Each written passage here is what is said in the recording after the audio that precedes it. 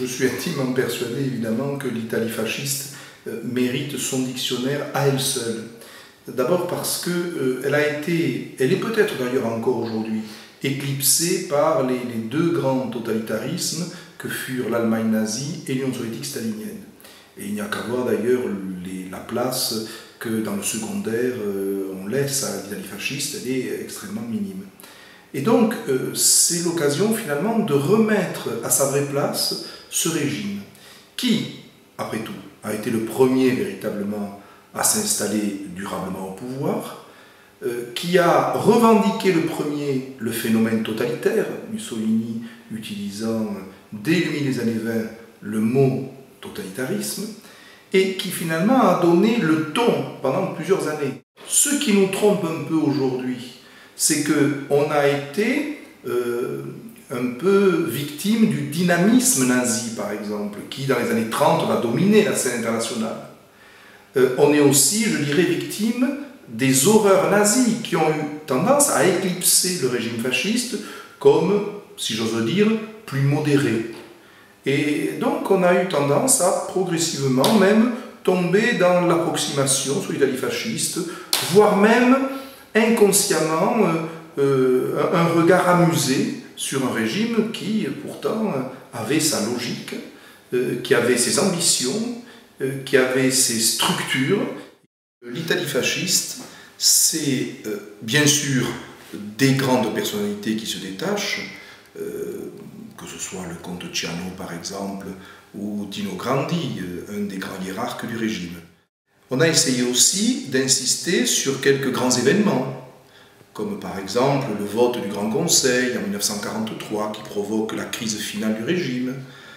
On a essayé aussi de voir les grands événements internationaux, la conférence de Munich, quelle place a pu avoir l'Italie à ce moment-là. On a essayé aussi d'ajouter des articles de type culturel qui ont eu leur place dans l'image que le régime a voulu construire de lui-même. Il y aura par exemple un article sur l'empereur Auguste. On se dit l'empereur Auguste n'est pas fasciste, je l'accorde aisément. Mais la figure romaine d'Auguste a été extrêmement utilisée par le régime. L'empereur a été valorisé parce que, comme Mussolini, il avait créé un nouveau régime, il a été un grand urbaniste à Rome, comme Mussolini, et puis Mussolini aussi estimait que, en 1922-23, il avait mis fin à une espèce de guerre civile que connaissait l'Italie au début des années 20.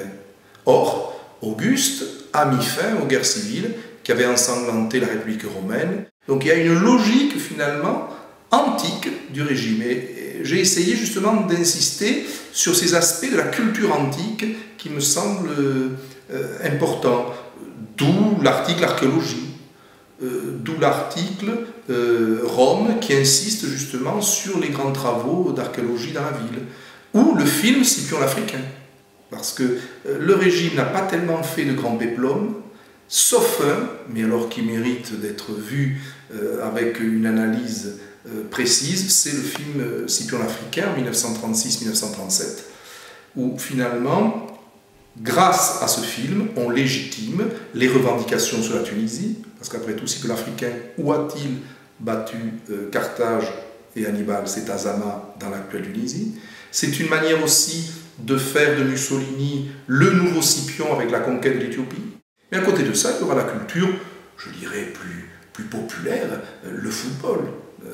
Le régime va magnifier le football, qui est un sport éminemment populaire en Italie, et le fait d'organiser la Coupe du Monde en 1934, de la remporter, de gagner la médaille d'or en football en 1936, aux Jeux Olympiques de Berlin, et suprême plaisir pour les Italiens, c'est gagner la Coupe du Monde en 1938 en France.